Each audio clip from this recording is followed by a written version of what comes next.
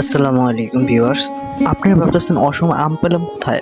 আসলে সব গাছ আম ফোরালেও আমার গাছের আম এখনো ফোরায়নি। তো যেহেতু ব্যাচেলার থাকি, যখন সকালে খেতে লাগে খালা না আসে, তখন এটাই দিয়ে পেট ভরানোর কাজ চালানো যায়। আমি 2টা আম নিয়ে নিয়েছি, একটা আড়ঙ্গ দুধ আর কিছু চিনি নিয়ে নিব, যা খেয়ে আমার সকালের ক্ষুধাটা নিবারণ হবে আর কি কোনোরকম। তো কিছুটা চিনি নিয়ে নিচ্ছি আমের ভিতরে, চিনি স্বাদ মতো চিনি নিয়ে নেবেন, ছেলেদের রেসিপি আর কি।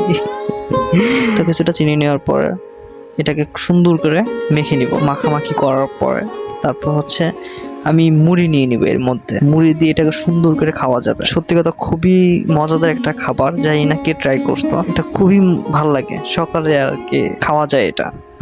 তাছাড়া ফজর নামাজ পড়ার পর আসলে যারা নামাজ পড়ে তারা জানে সকালে কতটা ক্ষুধা লাগে, আর যারা পড়াশোনার জন্য বাসা থেকে চলে আসে মেস